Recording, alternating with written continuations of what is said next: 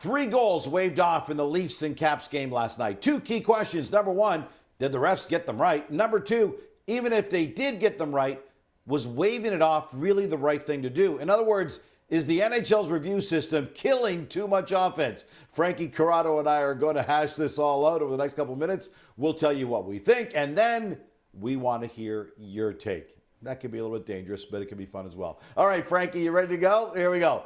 First, the John Carlson goal that was waved off for goalie interference. Did the officials make the right call on this one? Okay, Gino, if we're going to go by the book, there's a Capitals player in front of the net that makes contact with Joseph Woll, but I am going to say that this still should have been a goal, not because I think that it's not that much contact. We're trying to eliminate the gray area within the game, and especially these types of calls. So if you make contact within the blue paint, I have no problem with you calling it back. But, Gino, I played defense. I know how to accidentally, on purpose, try and shove someone out of the way. And for me, the Leafs defenseman who's boxing out the Capitals player in front of the net, he puts him into the crease. Then Dowd tries to get out of the crease, and as he's trying to get out, like you can see, he really tries to make an effort. That's when he makes contact with Woll. But if he wasn't accidentally on purpose boxed into the crease, he wouldn't have been in that situation in the first place. So I would like to see them rewind that a little bit more, maybe try and get inside the head of the Leafs player Hakanpää in that situation. But for me, that should have been a goal.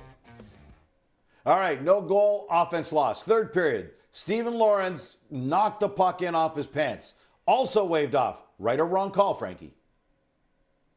The right call. Like I said, Gino, we are trying to eliminate gray area. And I get it. Lawrence, he's going to the net. First, he tries to get it with the shaft of his stick, but he misses it, and it goes off his leg. But if you watch his leg, there's a follow-through motion. We know, Gino, you can direct the puck in. You can angle your skate. You can angle your shin pad, whatever. But if you follow through, if you see that there's a follow-through motion, then you have to say that it's not a goal, because we don't allow follow-through kick motions. And I know it's not the foot that directs it in, but the leg itself is trying to follow through in that situation. So for me, that's the right call.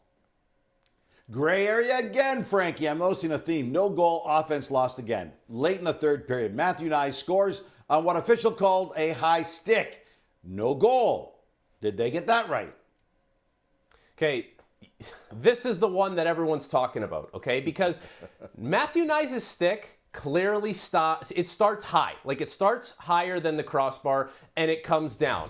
So on the ice, the official is going to look at that and say, he says no goal right away, because it happens so quick.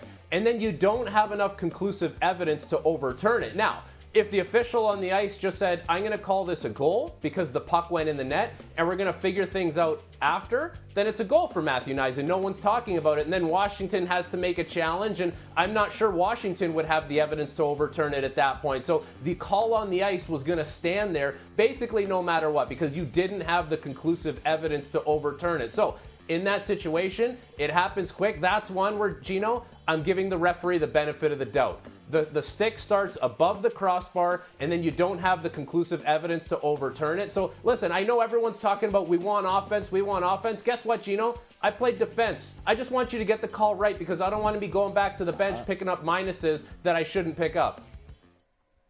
All right, so we got 3 reviews on goals, all 3 waved off, but all 3, as you would say, we're in the gray area. So here's the big question. There's a big hue and cry saying that way too much offense is being lost. The reviews are killing the offense. That maybe officials should just be told, if a call is close in that gray area, err on the side of offense. What's your take on that theory, Frankie? I say err on the side of just getting it right. Like, I don't think this has to be, we're just going to err to the side of offense because we want more goals. This is high stakes. This is the NHL. Guys lose their jobs, like, very often. Coaches, players, general managers, based on the calls that happen on the ice. So we already have this review process, and the whole point of it, for me, is to eliminate the gray area. So any chance we get to say that you touched the goalie in the blue paint, therefore it's not a goal, it's like a math equation, that's what you have to stick to. You followed through with your leg, even though it didn't go off your foot, that's not a goal. Like, the more we make it objective and not subjective, the better it's going to be. So I don't think you have to just err on the side of offense just to say we want more goals. we're already doing this thing. We're down this rabbit hole. Let's just get it right and try and get rid of as much gray area as possible. All right, so here's the question, and this might incite some comments and then some response from you, the fan. So here's what I'm asking. If you allowed the review on a certain action, a high stick, a kicking motion, whatever, and then you realize what the call is, yeah, it may take away some offense. If you're worried about losing offense, Frankie, and I haven't told you I was going to say this, I want to hear what you think about this. What would you think of scaling back on what is reviewable? If you say you can review goaltender interference and there's interference, you got to call it no goal. If you say you can review a high stick and it's a high stick and it's clear, no goal, you're losing offense. If you say it's a kicking motion and you review it. So maybe, Frankie, maybe we just scale back on what is actually reviewable. What would be your take on that?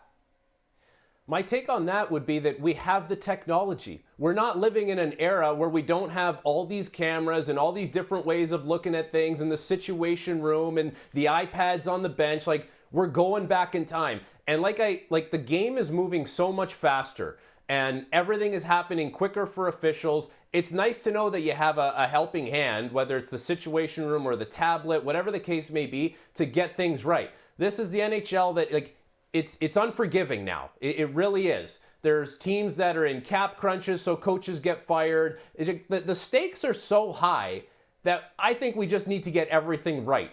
And chances are people are still going to tune in. They're still going to watch. I have a hard time believing, Gino, that someone is going to turn on their TV at night, go to watch a Leafs game and say, actually, you know what? There's a chance there's going to be 3 reviews, so I'm not going to waste my time and watch that. Let's just get it right, because ultimately the players and the coaches and the GMs, everyone who's involved in the game, that's who it affects the most. Yes, there's an entertainment portion for the fan, and I do believe that the fans are thoroughly entertained, and some reviews are going to slow things down. That's going to lead to frustration, but the consequences lie in the players, the coaches, and the GMs, and those are the ones that all these decisions affect the most.